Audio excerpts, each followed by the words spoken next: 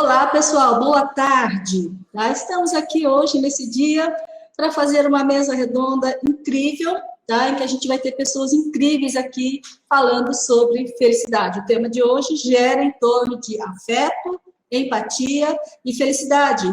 E para isso, a gente tem três convidadas muito especiais que vai aqui falar com a gente, que é a Fanquinha, né, a Fanca, a Lídia Piscine, que já estão aí, as duas. E nós ainda temos a presença de Ria, ela já deve estar chegando, ela está com alguns probleminhas técnicos para acessar, mas já ela também vai estar com a gente aqui, tá ok? A professora Ria Lemer, tá? Antes de mais nada, eu gostaria de lembrar para vocês da nossa campanha, tá certo? Né, para que a gente possa ajudar aí as crianças da associação, né, da nossa campanha do bem, tá certo? Vocês têm um link aí embaixo, né, para vocês fazerem a doação. Doem, tá? Doem, porque as crianças da associação vão ficar muito felizes com a doação de vocês, ok? Né? E aí a gente vai estar contribuindo para melhorar ainda mais a vida, a qualidade de vida dessas pessoas, ok? Então a gente vai estar aqui, como eu falei para vocês, num momento muito gostoso. Eu espero que vocês realmente possam estar participando bastante, ativamente. Podem perguntar, a gente vai ter um tempinho para perguntar. Ok? Então, olha, fazendo parte dessa mesa, nós vamos ter a Fanca, Ria Lemer e a Lídia. E a gente vai começar, então, aí pela Fanca, ok? Eu chamo ela de Fanca, o nome dela é Francisca Pereira, doutora Francisca Pereira, mas eu sempre gosto de chamar ela de Fanca ou Fanquinha, tá? A Fanca, ela é pós-doutora em Linguística pela Universidade de Poitiers, acho que falei certo, né, Ria? Na França, doutora em Literatura e Cultura pela Federal da Paraíba, mestra em Sociologia pela UFC, terapeuta holística com mestrado em Reiki, especialista em Literatura Brasileira pela URCA, né, pela Regional aqui do Cariri, graduada em Letras também pela URCA, professora da Universidade Federal do Cariri, e está atuando aí nos cursos de biblioteconomia, administração pública, música e mestrado em biblioteconomia. Foi coordenadora da especialização Lato Sensu em permacultura, Master Coach Trainer, e ela vem falar aqui com a gente sobre afeto, tá? Direto aqui de Barbalha, né? Aqui do nosso ladinho. Fanquinha, é a sua vez. E a Fanca, eu vou abrir a tua apresentação aqui já, tá ok, Fanca? Ai, gente, que tarde maravilhosa. Gratidão, professora auxiliadora, por ter me convidado para este momento, a professora Edna. É um prazer super grande estar aqui com a Ria Lemer, que é a minha mestra, né? Fiz o meu pós-doutorado com ela e só gratidão a essa mulher incrível. Tá aqui com essa mulher incrível, linda, né? A Lídia, que criou a pluriversidade. Nossa, é um orgulho muito grande estar hoje aqui com vocês, pessoal.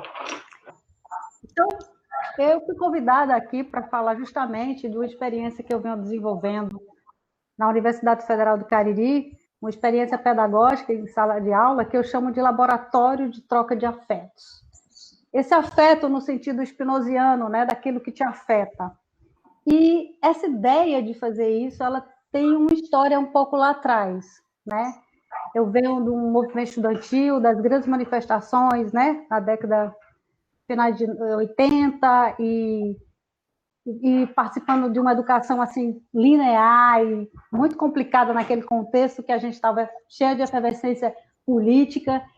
E eu sempre dizia, nossa, é preciso mudar essa educação, né?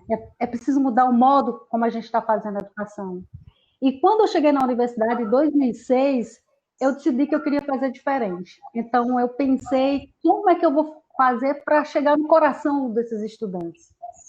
E aí começou um grande movimento que eu chamei de LATA, que é Laboratório de Troca de Afetos, que era a partir da ideia de um círculo na sala de aula, a gente convidar uma pessoa que vem de fora, um corpo, né, da cidade, do corpo território da minha região, que viesse para a sala para conversar com a gente, para afetar a gente. Com isso, eu estava pensando em descentralizar essa figura do professor, que é uma centralização muito sinóptica, o professor que sabe tudo, o aluno, que é o sem luz, que não sabe, né, das coisas, e aquele professor que sabe de tudo, e que tem uma ementa que tem toda uma ciência, que tem uma verdade, uma epistemologia, que você muitas vezes não pode questionar. Então, a ideia de trazer essa pessoa de fora para trazer um conhecimento local, que eu chamei de epistemologias nativas, né, os conhecimentos do local da cultura, para que a gente pudesse acessar o texto, não somente o texto escrito, mas o texto, o corpo vivo, né, em atuação com a gente. E aí foi um negócio que foi crescendo muito, gente, e a gente conseguiu fazer um mapeamento dos mestres da cultura do Cariri, que vieram poetas, gravadores, rezadeiras, parteiras, assim, um universo de atores e atrizes da sociedade local, e que o objetivo da gente também, a universidade também estava chegando naquele momento, era de fazer que a universidade pudesse dialogar com o território também, né? E a gente conseguiu esse intento e conseguiu levar tanta gente bonita para a universidade e aprender cultura com os atores culturais. E foi um momento assim impressionante. 15 anos dessa experiência, mas no processo desses 15 anos, a gente foi moldando a experiência. Por exemplo, chegou um momento em que a gente disse, não, a gente precisa se reinventar, vamos agora sair da sala de aula e vamos para a cidade. Né? Então, a gente resolveu sair, né? Às vezes a pé, às vezes no ônibus na universidade, e começamos a sair do que eu chamei dos testemunhos da cultura, que trazia a sua poética, a poética da pessoa para nos afetar. A gente foi procurar os testemunhos da cultura, como os arquivos, os centros de documentação, né? As praças da cidade, as pessoas, as romarias de Juazeiro do Norte. Então, a gente começou a ir para a cidade e vê-la como documento da memória viva. E foi fantástico esse momento, porque a gente começou a ser afetados profundamente por esse universo da dinâmica da cultura do território. E, nesse processo, nós fizemos uma nova catalogação de espaços, né, de centros culturais, de documentação, de equipamentos, e foi outro momento muito rico. Aqui eu quero parar só um momento para dizer que todo esse processo, desde a chegada do testemunho da cultura na sala de aula até a saída, a gente planeja junto em sala de aula. Há um planejamento que a gente percebeu que em geral, as turmas não têm autonomia, né? As pessoas, os alunos, os estudantes não têm autonomia em sala de aula. Então, essa ideia de que, olha, como é que você quer que seja? Qual é a sua opinião? Escutar os estudantes, deixar que eles opinem o lugar que vai, as pessoas que são convidadas. Então, nesse processo de planejamento, né, a gente conseguiu também sair, foi dentro do planejamento que surgiram as ideias justamente de sair da sala de aula e fazer essa itinerância na cidade. E foi muito interessante porque, nesse momento, a gente sai do conceito de sala de aula e entra no novo conceito de aulas em salas. Então, a gente sai dessa coisa singular da sala de aula, que só poderia ser na universidade, e sai para uma coisa mais plural, de aulas em salas.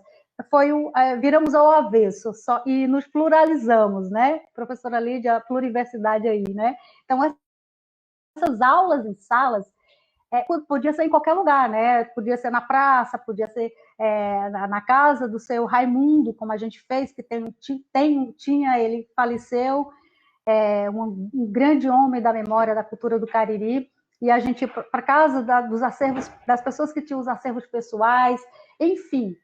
Então, esse foi um momento rico, onde a gente, inclusive, reelaborou a ideia de sala de aula, e passamos a chamar de aulas em salas, e qualquer lugar era motivo, desde que a gente estivesse num círculo, pronto, já estava rolando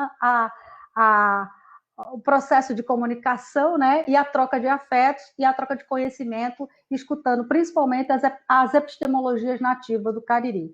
Só que a gente percebeu que o Cariri, rico demais, com esse território maravilhoso, a gente percebeu que era preciso dar um terceiro passo.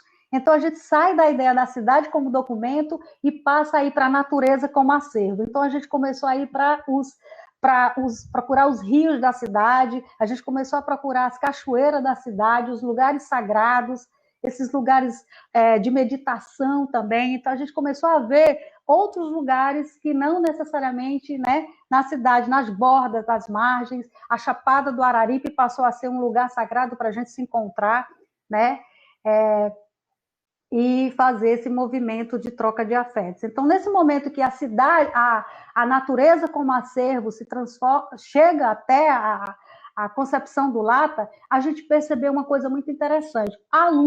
Estudantes começaram a criar movimentos permaculturais, trilhas na Chapada, procurando fazer uma consciência, né, ecológica e tal. Surgiu o movimento Brenhas, o movimento Queerdel, e vários movimentos a partir do Lata, movimentos culturais que foram dinamizando a cultura local. Então, a gente sentiu a necessidade de olhar mais para o estudante, que até então a gente não estava olhando. Então, se a gente estava, no primeiro momento, recebendo uma pessoa com sua poética, os mestres vindo para a sala, depois a gente vai ver os acervos, a cidade, depois a natureza, a gente diz, não, mas esse estudante também, ele é uma hipermídia, ele tem muita coisa. Você clica na Maria, e a Maria traz um universo incrível de coisas. Então, a gente percebeu que esses estudantes eram filhos e netos de mestres da cultura, então a coisa ficou muito mais rica, né? E os depoimentos que são dados na avaliação final, que é sempre oral, isso confluía para que a gente percebesse que esse estudante, ele também era um testemunha da cultura e que era necessário demais a gente dar um espaço para eles. Isso aí surgiu um monte de novidades. Estudantes que eram atores, estudantes que eram pai de santo, estudantes que que faziam cordel, poesia, que era de banda de reizado, músicos, e a gente fez uma troca de afetos impressionante. Tudo isso para mostrar como é que a gente tem uma disciplina entre aspas, né, que trabalha que é uma disciplina de cultura, de memória, de sociedade, de informação, geralmente são as disciplinas que eu ministro, e que você vai ter que aprender cultura, mas não necessariamente só a partir do texto escrito, mas a partir do corpo vivo, né? Desse corpo território, né? De uma educação que eu chamei de educação do território, bebendo nas coisas, nos ícones, nas figuras, nas pessoas, nos pássaros, nos rios, em tudo que estava no nosso entorno, para que a gente pudesse justamente aprender. Né? Na verdade, a gente diz assim, eu não ensino, né? A gente aprende, né? Ensinar, eu acho que ensinar é aquela ideia do professor que ensina, aquele professor que está um pouco sinóptico. Eu sei e eu vou te ensinar. Eu não sei, eu estou aqui para mediar, eu estou aprendendo. Eu digo sempre, não é que eu não sei, eu estou aprendendo o tempo inteiro, como estudante que sou o tempo todo. Então, essa abordagem que eu estou trazendo é muito rápida, né? Só me deram 10 minutos, 15 minutos para falar assim, na correria, para falar um pouco dessa experiência, que a Edna tem aí umas fotografias que, se ela puder, só para mostrar assim, né? Mais ou menos algumas das experiências que a gente viveu em sala de aula fora, né? Aulas em salas dentro da universidade e fora da universidade. E aprendendo cultura, né, pode até passar mais rápido, Edna. Essa aqui é uma foto em sala de aula. Né? Sempre o círculo, como você pode ver na próxima. Né? Pode passar, Edna. Essa foto é legal, assim, todo final, quando a gente recebia alguém, a gente faz essa foto coletiva, né, que a gente chama de fotomonumento, onde a gente tem muitas... Né? Aqui a mestra em Reiki também, de Tai Chi, que foi levar esse conhecimento para a gente, uma grande mestra da cultura local, que é a Edna. Esses momentos foram interessantes porque também a gente sai da ideia de ficar só discutindo teorias e passamos a levar para dentro dos nossos encontros as terapias. Né? Nós temos aí também um terapeuta, o Varno, né? Na sala. Então, essas terapias complementares, elas foram fundamentais no processo de construção das nossas disciplinas, né? De ver, a gente não conhece os nossos estudantes, e aqui a nossa grande dramaturga nordestina, a Lourdes Ramalho, que nos recebeu na casa dela em Campina Grande, uma exceção à regra.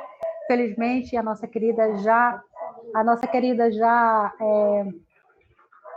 partiu e deixou uma obra espetacular para a gente. E aí é na casa dela, na casa da Lourdes Ramalho, onde a gente fez uma viagem de 12 horas para chegar até lá. Até pode passar mais rápido. Esse é um dos momentos especiais onde a gente foi para a Chapada e atrás tem um grande rio onde a gente fez meditação, né, contemplação e abraços a árvores e falamos sobre sustentabilidade, direito ambiental e uma série de outras coisas dentro de uma ONG. Então, assim, a gente catalogou muitos espaços, né, e vivenciamos muitos espaços. Aí tem poetas, eu também estou ali tocando violão para o poeta recitar, aproveitando para fazer uma parceria. E isso é o Lata, gente, uma experiência pedagógica em sala, né, que pode ser em qualquer lugar, que tem essa preocupação de não ficar só no texto, né? Nós estamos no século XXI, eu acho que o que nós estamos buscando nesse momento são as emoções, né? Que foi tirada da realidade da educação, as emoções, ficou somente a razão, e a gente busca uma educação pela experiência, né? Uma educação pelo contato, né? Que hoje vai começar a ter uma nova debate, porque agora a gente sai do círculo e entra na rede, da roda para a rede, porque é um novo momento da humanidade, como é que nós vamos nos reinventar também nesse processo. E é uma experiência que tem sido a minha experiência como educadora, e eu só tenho a agradecer, aproveito a oportunidade nesse momento para agradecer todas as pessoas que passaram nesses últimos 15 anos, e não foram poucas. Eu acho que todos os mestres da cultura popular estiveram, né, na universidade, depois a gente esteve na casa de alguns, em lugares outros, e esses estudantes todos que tiveram com a gente, tem professor, hoje já tem alguns que são professores da própria universidade que implementam essa experiência e outros em outras universidades que também estão implementando parte da metodologia. E, por último, agora eu estou fazendo um pós-doutorado em educação justamente para me entender melhor, transformar isso numa metodologia e tentar promover essa educação do território, fazendo esse cadastro, né, fazendo esse estudo dessa experiência, né? E a Ria, que está aqui com a gente, ela é uma das minhas orientadoras também nesse processo. Ela já foi no primeiro pós-doutorado de Linguística, foi minha orientadora, e agora ela está de co-orientadora nesse projeto com o Lata.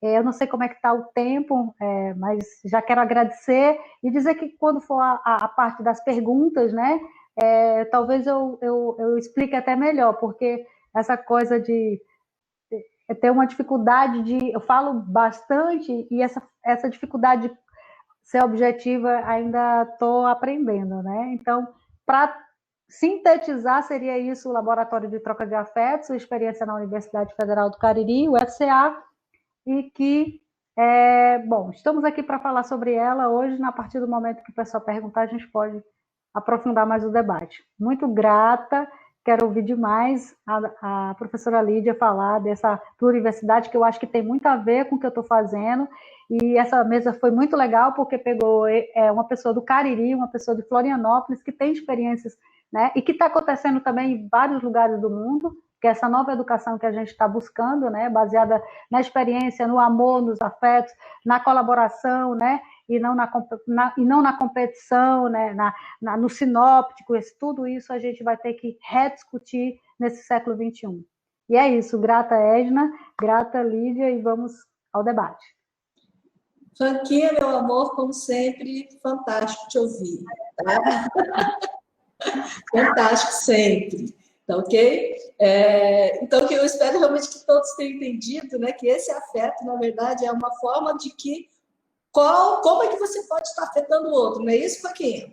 Isso, para o bem. E há os afetos tristes, né? Infelizmente, mas a nossa pegada é dentro daquela visão do Maturana, que diz que só existe uma sociabilidade se existe amor. Se existe um espaço que não tenha amor, afeto no sentido positivo, ali não há uma sociedade. Então, o respeito da diferença do outro, na diferença que ele é, isso é fundamental na sociedade, né, que a gente quer construir agora no século XXI. Então, afeto no sentido positivo, que é o que a Lídia vai falar, né, de uma psicologia positiva e tudo mais. E agora, então, a gente vai chamar uma pessoa que eu conheci em plena pandemia, que eu tive o prazer de receber esse presente enorme, que foi conhecer essa pessoa incrível, que eu espero que vocês se apaixonem da mesma forma como eu me apaixonei por ela à primeira vista, tá? A professora Lídia Cristina Almeida Piscini, mas ela prefere ser chamada de Lidinha, ok? Ela é professora doutora da Universidade do Estado de Santa Catarina. Ela é idealizadora e coordenadora da Pluriversidade, a universidade que transcende. Daqui a pouco ela explica o que é isso.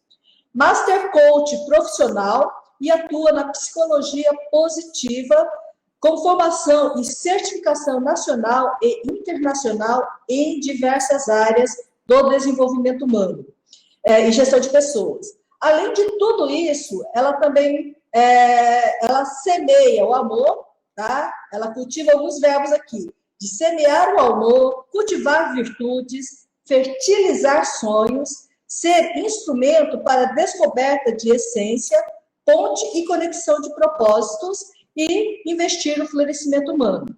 Então, direto de Florianópolis, Santa Catarina, tá certo? A Lidia vem falar aqui um pouquinho mais sobre felicidade, falar o que é essa história de pluriversidade, que eu sempre acabo falando com meus alunos na disciplina de felicidade, e eu sempre falo, gente, acessem para vocês verem como é bom que rola por lá, ok? Lidinha, passo para ti a palavra. Obrigada, Edna, querida. Nossa plurimestre aí de origami. É um prazer, uma honra estar aqui com vocês. Gratidão, Fanquinha. Vou me atrever também a já me tornar íntima aí. E a Ria também, que foi uma honra conhecê-la ali. Estou torcendo para que ela chegue aí e consiga se conectar com a gente, porque é uma pessoa realmente ímpar, né? Incrível. Então, gratidão por esse convite. E um grande abraço aí, mesmo que à distância, a todos com quem estamos nos comunicando aqui. A Fanquinha falou aí com maestria sobre afeto, né? A Ria vai falar, espero, né? Então estou contando com ela aí, vai falar sobre empatia. E eu fiquei com o tema aí de felicidade e a gente fecha essa mesa redonda que é tudo que a humanidade quer, né? Afeto, empatia e felicidade. Então é com muita felicidade que eu aceito esse convite e com muita honra e muito prazer. Desde pequenininha, o meu sonho sempre foi ser veterinária. Agora vocês vão se espantar, porque tem toda aí uma formação na área de desenvolvimento humano, mas minha formação inicial é veterinária, médica veterinária. E ao longo da minha jornada, da minha carreira, o que eu aprendi é que para a gente buscar a felicidade, para a gente se encontrar, não estava exatamente na veterinária o que eu mais precisava aprender. Porque na veterinária a gente aprende sobre quase tudo de todas as espécies, mas aquela que é a principal para a gente conseguir dar certo aí na nossa profissão, a gente não tem nenhuma disciplina, nenhuma matéria. E a espécie mais complexa de todas, que é a espécie humana, né? Essa a gente pouco vê sendo abordada dentro das universidades, dentro da academia, especialmente nessas formações que eu estou falando. Mas ao longo da minha jornada e também trabalhando com pessoas de diferentes áreas e de diversas áreas, eu percebo que é uma demanda em comum de todas as profissões. Então, para começar a minha fala, eu acho que o mais importante, antes de nos tornarmos bons profissionais, é sermos bons seres humanos. E ao longo da nossa jornada, ao longo da nossa vida, agora mesmo com a pandemia, a gente percebe a importância que tem exatamente a gente aprender cada vez mais sobre essa espécie tão complexa e tão curiosa que é a espécie humana. Exatamente porque diante de tantas incertezas, de tantas mudanças nas nossas vidas, nos nossos cenários, o que a gente mais precisa aprender é nos relacionar melhor. Então, é exatamente o afeto, a empatia, a felicidade que a gente precisa trabalhar. As profissões vão mudar cada vez mais, muita coisa vai ser automatizada, pelo futurismo até muitas profissões vão deixar de existir, mas o ser humano está aí para se reinventar, como a Fanquinha falou. E ao longo da nossa vida a gente vai receber esse convite de aprender por uma vida inteira e de se reinventar o tempo todo. Então, para isso é preciso flexibilidade, é preciso autoconhecimento, é preciso se relacionar bem com as pessoas. Já estamos cansados de ouvir aí que as pessoas são contratadas por habilidades técnicas e demitidas por comportamento. E é uma verdade isso, né? Então, a gente precisa realmente aprender cada vez mais sobre a espécie humana. E aí, que curso que ensina isso, né? Que curso que vai nos proporcionar isso? Não é a universidade, é a vida, né? A universidade da vida. E essa universidade da vida está aí para quem se joga e tem a coragem de viver a vida tal qual ela se apresenta. Eu acho que autoconhecimento, antes de tudo, ele demanda muita coragem, né? Para a gente enfrentar aí nossa luz, nossas sombras e se melhorar cada dia. E o processo de autoconhecimento, ele não está em cursos e nem fora, ele começa dentro de nós. E quanto mais a gente se conhece, como diz José Roberto Marques, mais a gente se cura, mais a gente se potencializa. E a partir daí a gente consegue se relacionar melhor, a gente consegue praticar mais aí o afeto, a gente consegue praticar mais a empatia, e a gente consegue encontrar dentro de nós esse tesouro tão buscado chamado felicidade, né? Então, foi a partir de crises existenciais e de dores durante esse processo que nasceu aí a pluriversidade que tanto comentamos. Mas, na verdade, há 6 anos atrás, eu entrei na verdade, mais do que isso, tá? Em torno de 10 anos atrás, eu entrei numa grande crise existencial, sentindo que eu não estava cumprindo com a minha missão enquanto professora. Eu sempre dei aula para os formandos do curso de medicina veterinária, e então eles já caíam direto no mercado de trabalho. E, sinceramente, a história que eu vi acontecendo com eles aconteceu também comigo. Quando eu saí da universidade, eu senti que eu caí como se fosse um abismo. Estava tudo lindo, maravilhoso, e de repente o mercado era completamente diferente do que eu imaginava, do que eu idealizava e das expectativas que eu criei. Existe um gap aí, uma grande lacuna entre a universidade e o mercado de trabalho. E o que eu percebo ao longo desses anos, já tem 20 anos de formada, então o que eu percebo ao longo desses anos é que esse gap está só aumentando cada vez mais. Então esse abismo está se tornando gigantesco, porque na minha época um diploma até era garantia de emprego, hoje em dia não é mais. Então é um ser humano capaz de se relacionar, de se comunicar, de se entender, de se envolver, de se entusiasmar, de se reinventar, esse ser humano que o mercado hoje busca. E eu fui atrás do mercado, porque eu trabalhei muitos anos na iniciativa privada, então, graças a Deus, eu tinha grandes amigos e grandes colegas na iniciativa privada que empregavam os nossos profissionais formados na universidade. E com essa crise existencial dentro de mim, eu fui perguntar para eles, e aí, como é que estão os nossos profissionais? E aquele choque de realidade quando você ouve uma sincera resposta, né? Eles estão tecnicamente excelentes, como médicos veterinários eu não tenho como me queixar. As habilidades técnicas são inquestionáveis. No entanto, como seres humanos, eles precisam muito melhorar. E aí ele relatou uma série de habilidades socioemocionais que seriam importantes para a empregabilidade e até mesmo a ascensão na carreira desses profissionais. Como equilíbrio emocional, habilidade de comunicação, habilidade de relacionamento, criatividade para lidar com problemas e solução de problemas de forma criativa, habilidade de comunicação, enfim, a gente hoje fala tanto de soft skills, há muitos anos o mercado está pedindo profissionais que tenham mais soft skills. E aí, quando a gente olha o Fórum Econômico Mundial, quando a gente olha o Future of Jobs, todos eles, as 10 habilidades principais que o mercado pede, em sua maioria, direta ou indiretamente, elas são soft skills.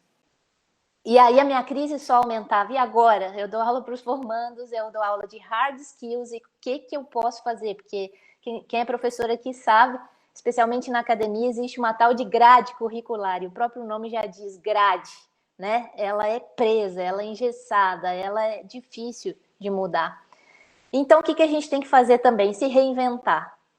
E aí, diante dessa crise, eu fui buscar autoconhecimento e autodesenvolvimento para aprender a ajudar melhor os meus alunos.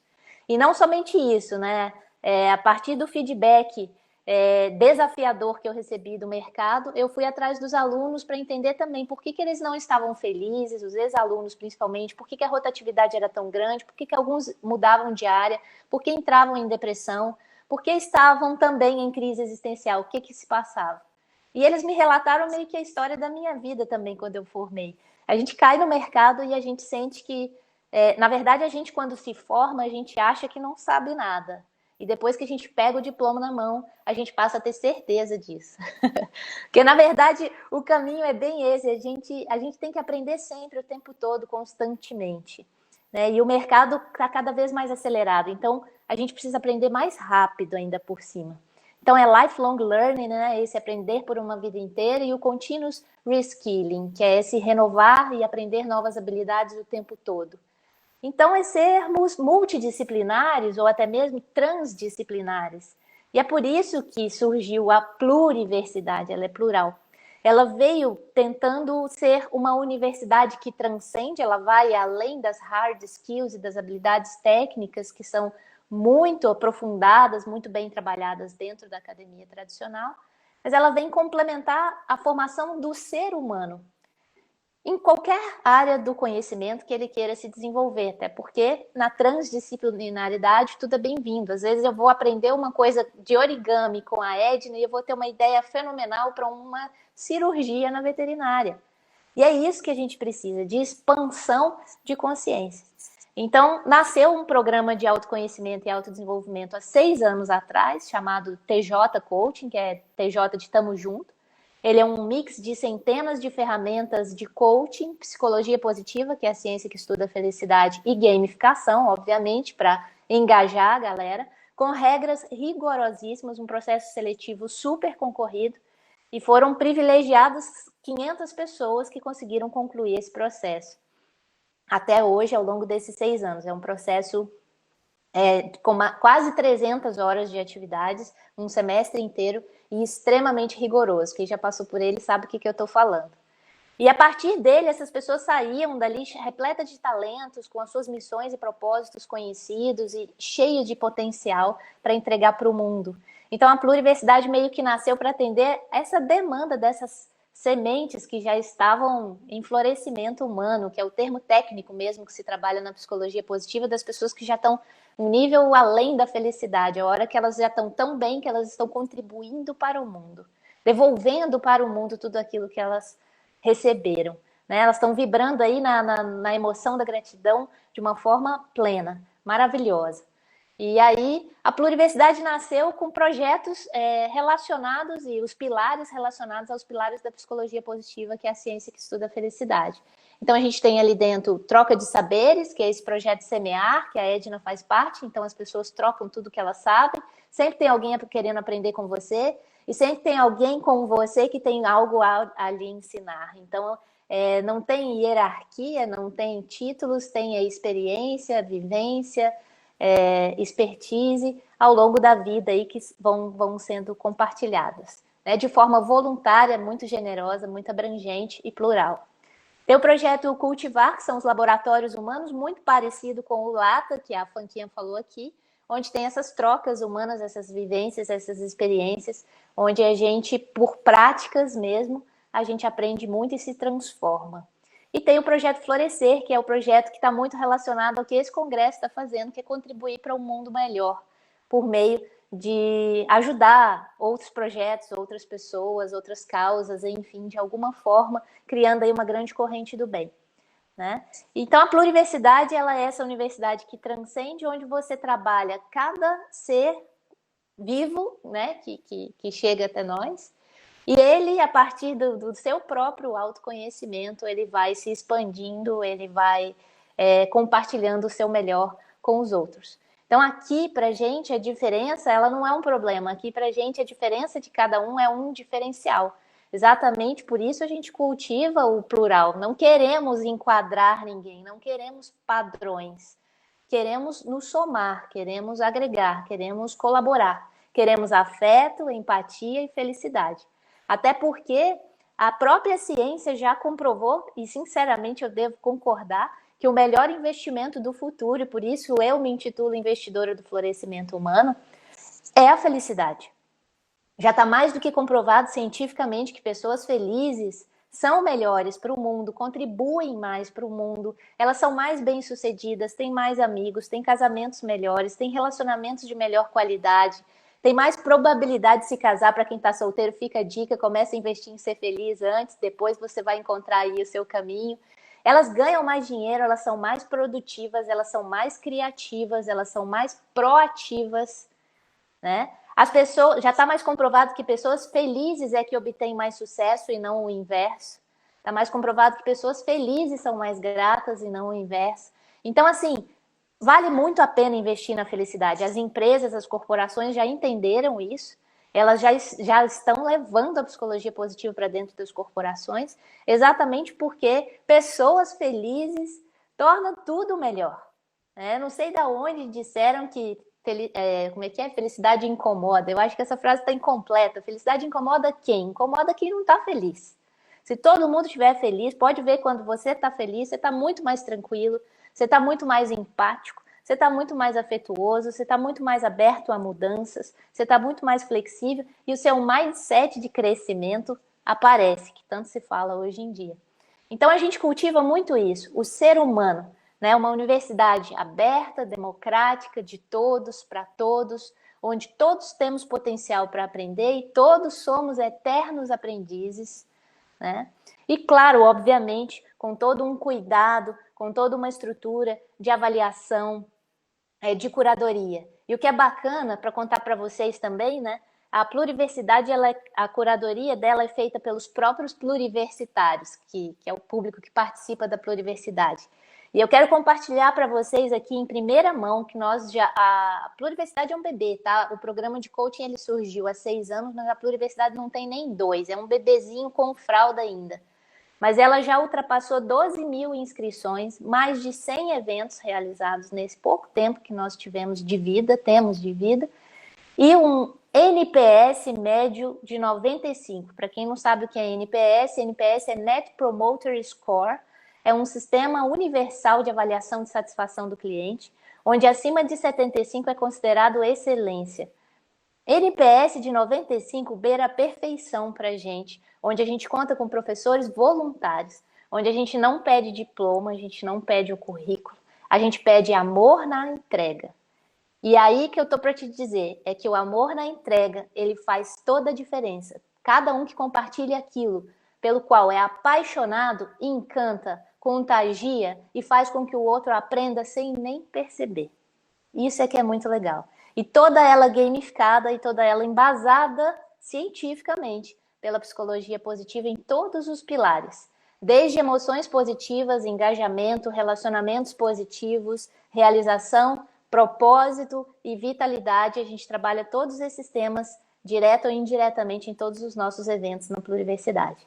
E toda a entrega é feita com todo o amor que existe dentro de nós e o nosso objetivo é sempre entregar o nosso melhor.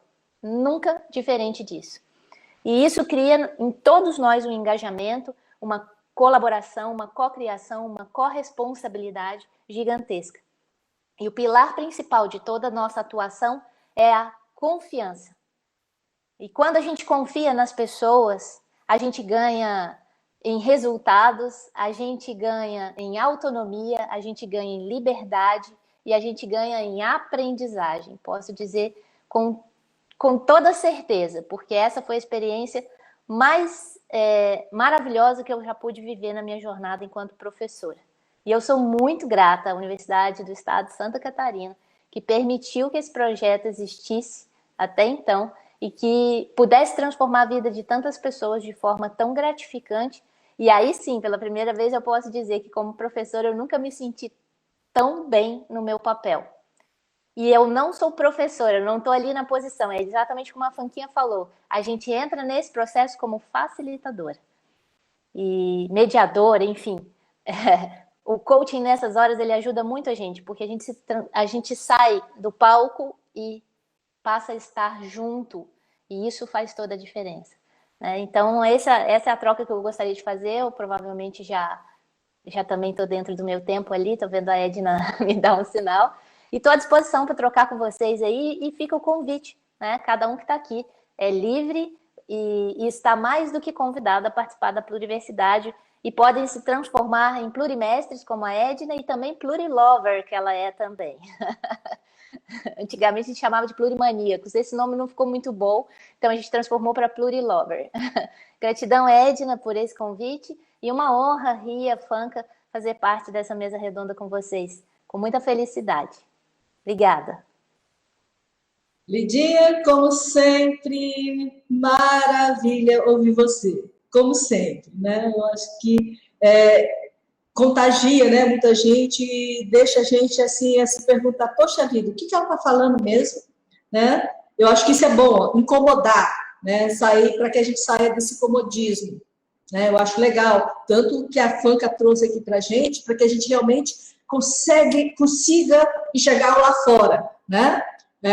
A partir de dentro de nós. Eu acho que isso é legal, tá? Gente, olha, e agora, preparem aí os tradutores de vocês, tá ok? Que a gente vai trazer agora, né? Uma celebridade internacional, certo? Então, agora a gente vai falar aqui sobre empatia. Eu tenho certeza que nada nessa vida é por acaso. E se a Ria vai falar agora, é porque ela tem que falar agora, tá certo? Então, nós vamos falar aqui, né, com a professora Ria Lemaire. Olha, acertando, né, Ria? Diga que eu estou acertando teu nome, tá? Ria Lemaire. A professora Ria Lemaire, ela é holandesa, professora emérita de literatura portuguesa e brasileira da Universidade de Poitiers, França, onde dirigiu durante 15 anos a equipe brasileira do Centro de Estudos Latino-Americanos e o acervo Raymond Cantel. É doutora pela Universidade de Utrecht, na Holanda, com uma tese sobre literatura medieval comparada. Especialista de literatura medieval em línguas românicas e de literatura brasileiras do século XIX e XX. Professora convidada de universidades estrangeiras, latino-americanas, africanas e europeias. E ela vai falar aqui com a gente, direto de Château-Lachaise, na França, ok? Como ela sabe tudo de literatura medieval, é o castelo medieval. Ah, mas que bom! Então, isso é uma solução muito ruim, mas eu vou falar para o meu celular, tá bom? Vamos embora. Eu vou primeiro, rapidinho, dizer o meu prazer por poder participar desta troca triangular, que até tem um nome da tradição colonialista, né? O comércio triangular. Só que a diferença e a grande vantagem, o imenso progresso, é que essa troca é sobre afetos, amizade, amores e sobre empatias. Então, a minha tarefa que eu me teria proposto era falar detalhadamente de empatia e de simpatia, mas eu queria dizer primeiro que, bom, graças aos defeitos dessa terrível tecnologia da aldeia medieval, eu graças a isso, ouvi a apresentação da Lívia também, e eu fiquei impressionada com os paralelos com as coisas que eu queria mostrar historicamente, como uma longa evolução da humanidade. Eu fiquei impressionada, sobretudo, com todo quanto as duas, Fanca e Lívia, aprenderam pela prática. Não foi começando com um programa de ensino, mas com um programa de ensino ou de pesquisa ou de ação, como fez a Lívia, que se evoluiu na medida em que elas estavam ativas, atuando, e que até os próprios projetos mudam o tempo todo dentro da experiência, da experiência própria do projeto educativo. isso é que foi exatamente o tema da minha apresentação, só que ela era muito mais teórica. Eu não vou ter mais tanto tempo para apresentar tudo. Mas o que eu queria dizer primeiro é que este projeto, para mim, vem do Nordeste, bem nordestino, e está numa tradição milenar que os brasileiros, o Nordeste ilustrou de uma maneira maravilhosa na pessoa de Paulo Freire, que nós consideramos aqui como o maior pensador brasileiro do século XX. E esse pensamento foi sobre um projeto educativo, que, como sabemos, né, se é um projeto que, contrariamente a todos os projetos de alfabetização que são mandados para o Brasil inteiro, com um programa formal bem organizado de alfabetização nacional, este projeto de Gilberto Freire já se destacava por umas características bem diferentes, que era, primeiro, tomar como ponto de partida da ação educativa a vida e a experiência da vida trazida pelos alunos para a sala de aula. E que essa experiência, ela se encontrava, se chegava num lugar onde não tinha um professor que ia impor de cima, de longe e de fora, um projeto, um programa educativo baseado num conhecimento pré-formatado, pré-organizado e, num certo sentido, imposto. O projeto é o que as duas apresentadoras, desde que a professora Funk e a professora Lívia dizem, um projeto que cresce, e que cresce porque o professor, ele não toma o papel que a ciência oficial exige de um professor. Ele se baseia naquela atitude do professor, e que é um dos temas que eu ia falar hoje à noite, aquela da escuta. Como fazia Sócrates, já na antiguidade grego-latina, que se sentava na praça da polis, da cidade, e os alunos vinham de longe, de perto, e se sentavam em torno dele. E aí eram os alunos que traziam as suas perguntas, que eram as perguntas da experiência, da vida vivida por eles, e que lhes perguntas inspiradas pelas urgências, pelas necessidades, pelos afetos, pelas coisas que os afetavam nessa vida deles.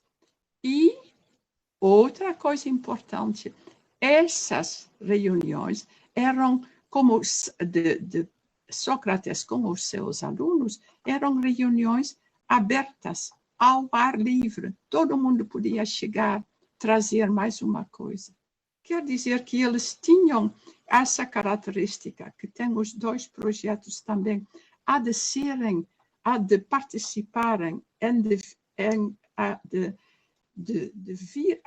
virem de dentro da vida da própria comunidade, de serem locais ou regionais, no sentido, com uma palavra mais moderna, e de trazerem um conhecimento que, por ser da vida, é um conhecimento que nunca pode estar consignado num livro, que nunca vai poder ser definitivo, imposto de fora, mas que é sempre um conhecimento em crescimento permanente, graças à escuta de um professor, graças ao diálogo que ela estabelece, graças ao fato de o professor quiser ser ele também aprendiz. Como descreve, por exemplo, a antropóloga, a professora Rita Segato, talvez não seja por acaso que também é uma mulher, eu vou dizer porquê depois, né? Mas que ela descreve como antropóloga nas comunidades indígenas do Brasil. Né? Ela não, os antropólogos da era decolonial não vão mais como para estudar os seus objetos de pesquisa, mas para, na escuta e no diálogo com as comunidades, tentarem organizar, criar, generar conhecimentos que são diretamente úteis, necessários para a comunidade, que exigem a participação da comunidade toda e essa noção de coesão social que nós temos aqui no termo de pertença, que é a principal motivação da atividade pedagógico-didática. E que é uma consciência da pertença que ainda está muito forte no Cariri, onde se organiza esse congresso. Eu estava pensando, quando ouvi a Lívia, nas palavras de Patativa do Assaré, que estão registradas no livro de Gilmar Carvalho, por Patativa, poeta pássaro do Assaré, poeta pássaro do Assaré, mas que o Patativa, a última vez que eu me encontrei com ele, quando eu perguntei, repetiu de novo: sou poeta, eu canto a nossa terra, a nossa vida, eu canto a nossa terra, a nossa vida, a nossa gente.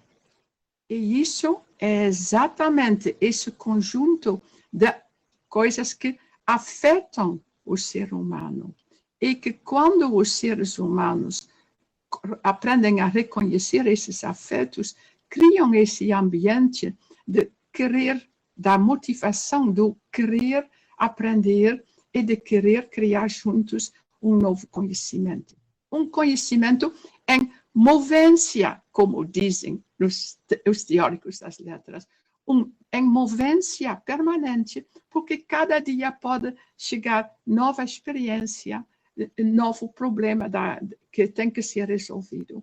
E que se resolve, como disse a professora Lívia também, que se resolve no amor, nessa coesão social, nesse sentimento que todos trabalham para o bem-estar de todos. Essa é a convicção, essa é a prática educativa que está na história da humanidade, a partir de Sócrates já, mas que é a prática educativa das monjas das ordens de Santa Brígida de Irlândia no século V, de Santa Brígida da Suécia no século XIV, aquelas mulheres, grandes abadesas, fundadoras de ordens religiosas que vão para o mundo, que viajam o tempo todo e que vão para o mundo para cristianizar os povos que eles vão encontrar, cuja ação baseia-se não naquela vontade de impor uma doutrina de fora, mas de organizar nas comunidades onde eles chegam um sistema social e ao se instalaram elas próprias, como fez Sócrates, no centro dessas comunidades, onde começam a curar dos doentes, a cuidar dos pobres, a educar homens e mulheres. E a partir com uma forma de educação que é exatamente baseada cada vez de novo naqueles conhecimentos que elas adquirem no diálogo com as populações. Esse ensinamento é aquele ensinamento que vem da época de Sócrates já. O próprio Sócrates, ele, no banquete de Platão, que todos podem ler porque existem hoje em dia traduções magníficas, né? Ele próprio diz que ele o aprendeu com Diotima, uma mulher que era ao mesmo tempo profetisa, poeta, filósofa, música, médica, grande viajante e grande sábia. E foi com ele explica que ele aprendeu que o verdadeiro conhecimento. O próprio conhecimento, o verdadeiro conhecimento, o próprio conhecimento filosófico é um conhecimento que se baseia na experiência do corpo, o que ele ilustra com o conceito que aqueles homens do banquete querem discutir filosoficamente, do amor. Então, podemos ver que como na nossa sociedade, no nosso mundo ocidental, desde sempre existe não só aquela história oficial e essa ciência oficial, que hoje em dia está se virando cada vez mais inumana, com os seus testes, exames, concursos, com um treino permanente, como fizeram antigamente, já na época de Sócrates, os guerreiros, né? Esse treino para a rivalidade, a concorrência, o ser o melhor, o deixar por trás os pobres, os que não conseguem tão bem fazer as coisas, para ser, como diz o presidente atual dos Estados Unidos, cujo nome nem quero falar, que é uma sociedade criando em torno de nós e para nós todos e para os jovens um mundo de winners and losers, como ele diz. Um mundo daqueles onde dominam uma ciência dominante, onde dominam aqueles que são os guerreiros, sejam eles de outrora, sejam eles os de hoje, os que conseguem melhor deixar por trás os outros. Isso é o que faz o nosso ensino de hoje. E isso é que as duas apresentadoras, inicialmente muito intuitivamente, mas como elas descreveram no processo mesmo da criação do outro ensino, redescobriram. Parece que está nas células das mulheres, né? Essa ideia de que uma verdadeira educação não se baseia no que nós chamamos hoje em dia na empatia, a capacidade de se identificar com o outro, mas no que os gregos de outrora chamavam a simpatia. Esse conjunto de afetos que abrangem todos os aspectos da vida, da natureza, dos animais, dos seres humanos, dos seus próprios corpos, da sua vida, dentro da sua família, dentro da sua comunidade, dentro da sua região, e que é esse sentimento de pertença, que é um sentimento de amor que as monjas, na sua educação, cultivam nas comunidades onde elas vão cristianizar, e que é esse amor, como elas dizem, elas, na sua linguagem medieval, chamam de o amor incondicional ao divino, ao qual eles aprendem o acesso direto por formas de êxtase que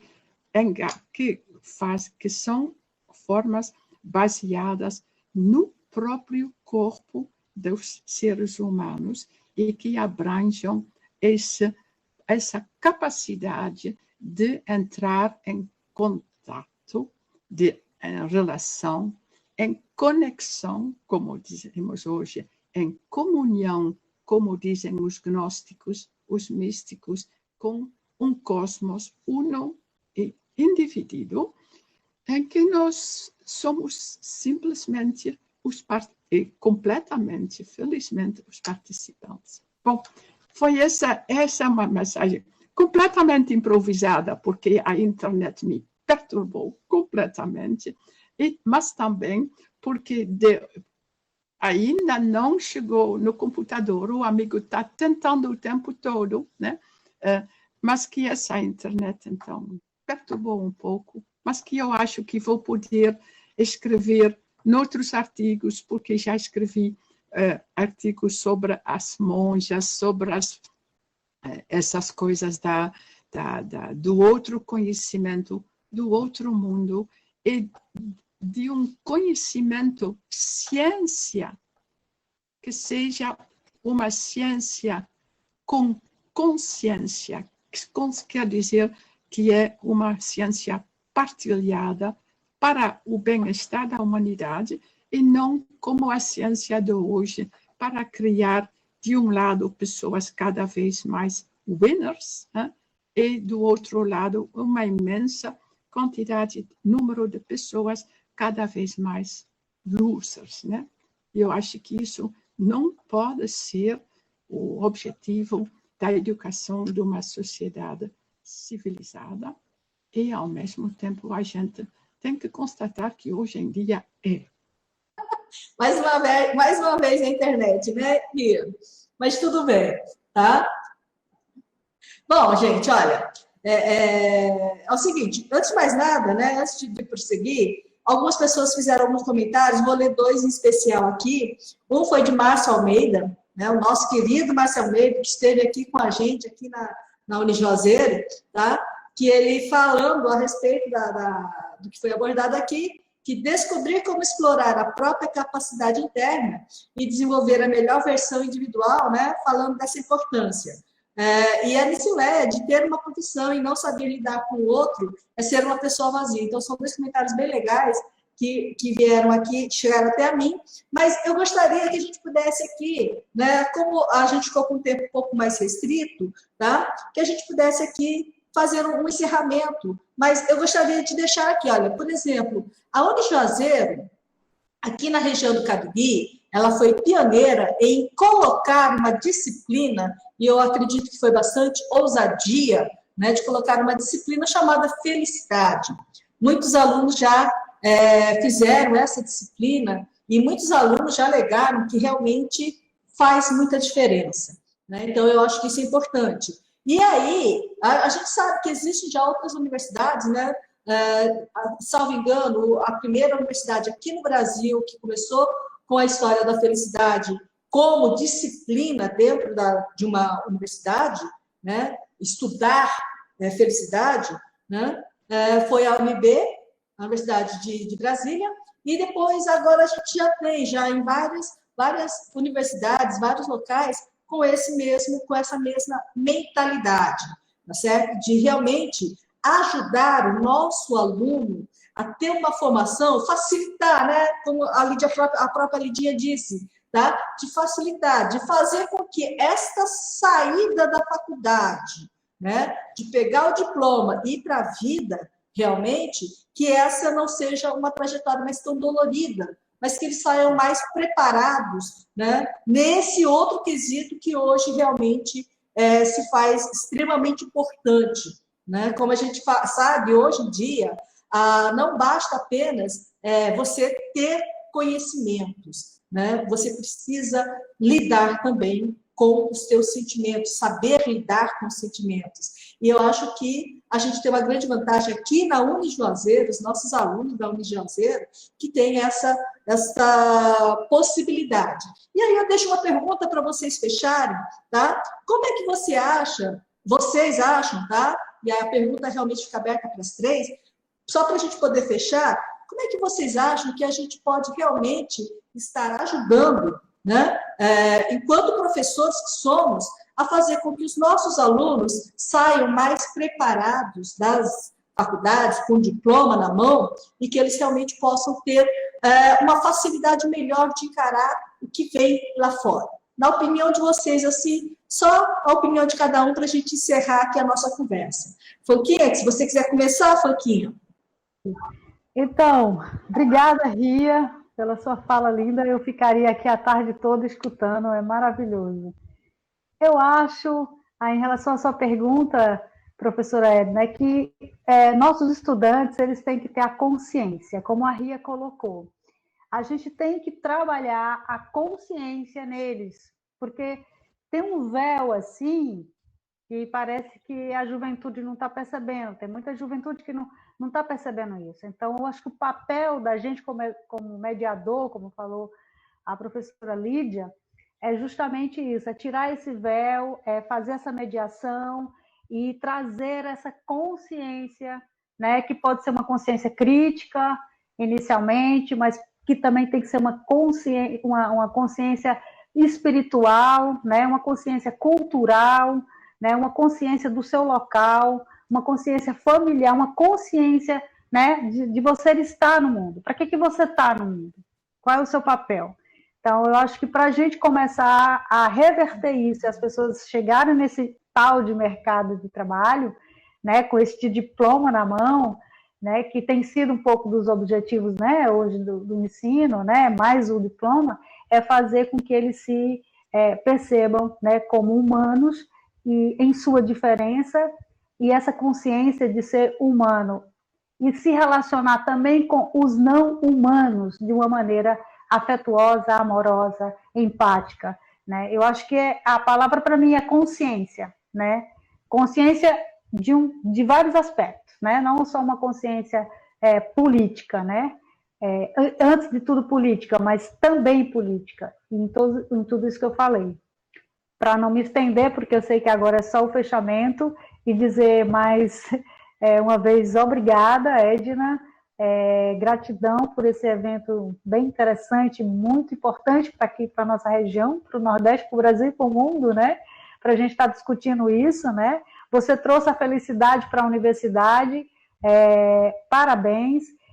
Em 2006, eu trouxe os afetos em torno de uma metodologia, primeiro como projeto de extensão, depois como projeto de ensino-aprendizagem, agora como um projeto de pesquisa, né, aprofundando a partir do pós-doutorado, e esse é o nosso trabalho, né? Gratidão pela sua iniciativa, gratidão pela iniciativa da Lídia, para mim é um prazer enorme, gratidão pela Ria, que sempre foi minha mestra, me ajudou sempre a pensar essas coisas, e só isso, consciência e gratidão.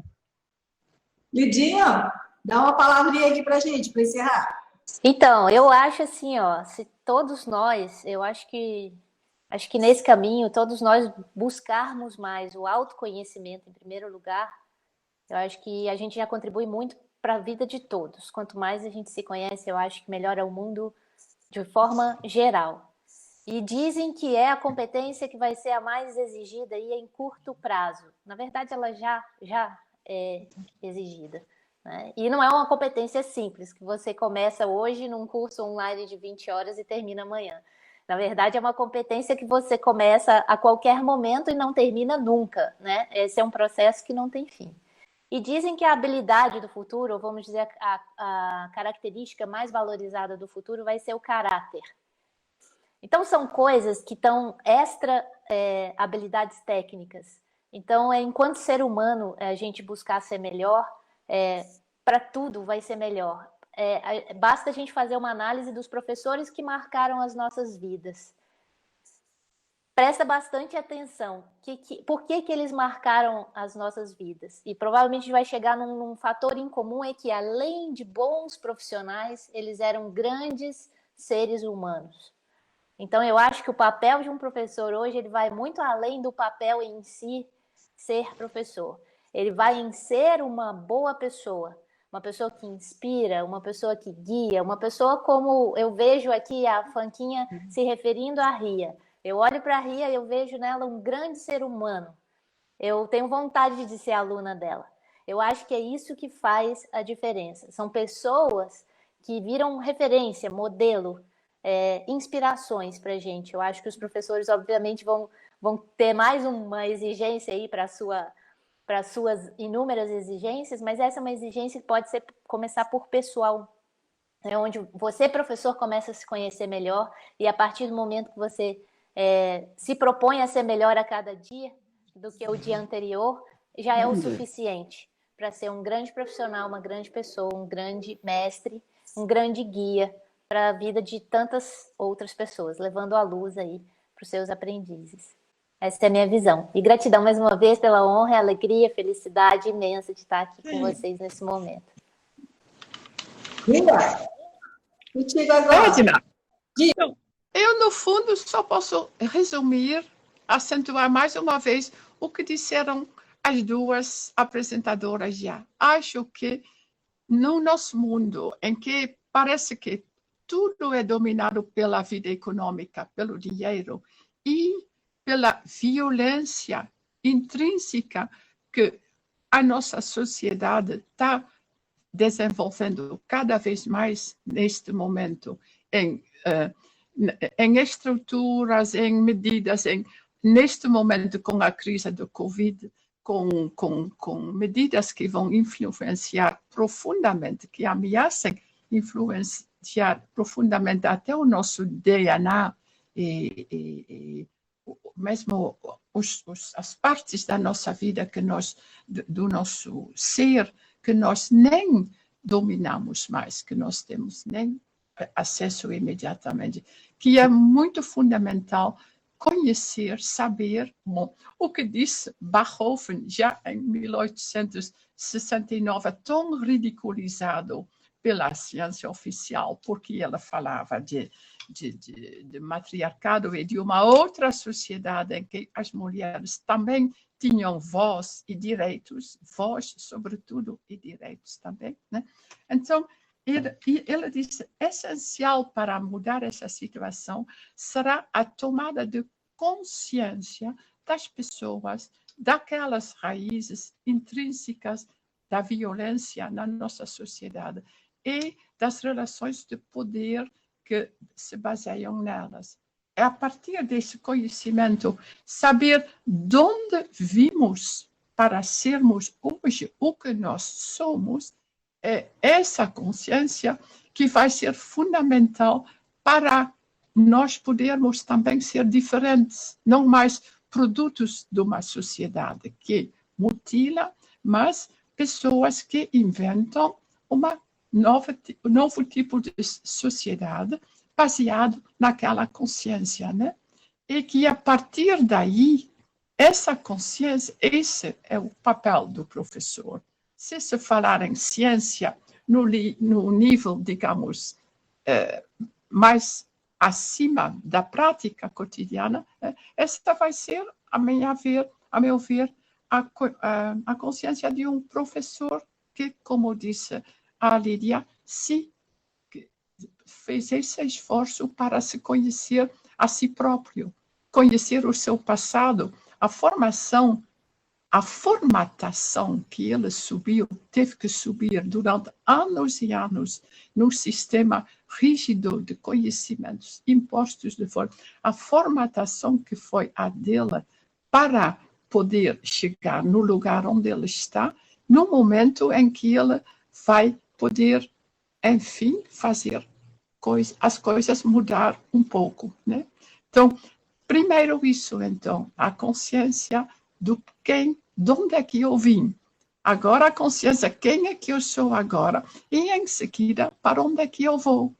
Que vai naqueles objetivos que as duas ilustraram muito bem, né? Cultivo dos afetos, cultivo do social, cultivo da cura, do conhecimento das plantas, de uma medicina que não seja uma guerra contra a doença, mas uma escuta do corpo que diz, eu estou doente, né? E que você vai tratar com esses remédios simpáticos, né?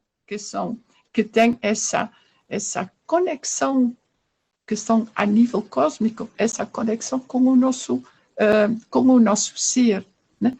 Então, isso, a partir dessa consciência, pensar um futuro diferente, em que tanto aquelas coisas bem antigas que eu adoro, que sejam reinventadas, eu não digo imitadas nem nada, mas reinventadas, né? Para poderem servir dentro de um mundo que é o tema do seu congresso, Edna, dentro do mundo digital, que permitiu, ao mesmo tempo, que eu adoro, porque ele permite os eventos do tipo que você organizou, que permite trocar diretamente ideias com pessoas que, normalmente, a gente precisa de uma longa viagem, essas coisas para conversar, e que tem ao mesmo aquele enorme perigo que nós constatamos em torno de nós, porque esse mundo digital também permite divulgar com em imensas quantidades aqueles tipos de fake news, aqueles conhecimentos da mainstream science que nos impedem ver a realidade, como se constata atualmente com tantas pessoas em torno de nós, né? Então, seria também a consciência deste futuro próximo que está aqui diante de nós, que é ao mesmo tempo fantástico, com as suas possibilidades, e o imenso perigo que nós já vemos ilustrado com os eventos políticos dos últimos anos, né? Como também nesse coronavírus, que nós pensamos que é uma doença, uma guerra contra uma doença, e que é, na verdade, e essa notícia que veio hoje, ou esta semana, um imenso crime contra a humanidade, que ele vai até esse ponto que em todos os países da nossa velha Europa, os médicos estão se reunindo, os especialistas, os infectólogos, esse tipo de gente, para depositar no Tribunal Internacional da Haia o seu 1600 na Alemanha já, pedir um processo contra a indústria farmacêutica, contra os nossos governantes, por crime contra a humanidade.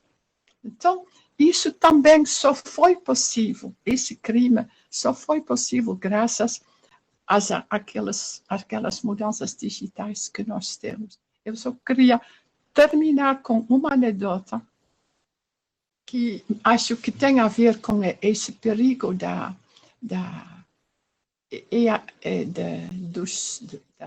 novas tecnologias e o nosso dever de professores de concentrar o nosso ensino também, sobretudo professores de letras, como Vanca, biblioteca e eu, em letras mesmo, para dar aos alunos um ensino diferente que lhes permite saber desenvolver estratégias para lutar dentro das suas comunidades contra esses abusos das tecnologias. É um trabalho que nós, professores, até agora não fizemos e que faz parte, sobretudo, dos estudos de filosofia, letras, etc. etc. É só isso. Obrigada por sua organização das nossas mentes ainda muito acostumadas a falarem muito, muito, muito. E foi um evento maravilhoso, Edna. Muito obrigada. Bom, em nome da Unijuazeiro, tá? Eu gostaria muito de agradecer a presença de vocês três. Foi um encontro fantástico estar com vocês, tá? Então, em nome da Juazeiro, agradeço demais. Um beijo bem grande, gratidão por todas vocês aqui comigo, gratidão por todos vocês que nos assistiram nesse momento. Tchau, beijão bem grande. Tchau. Tchau.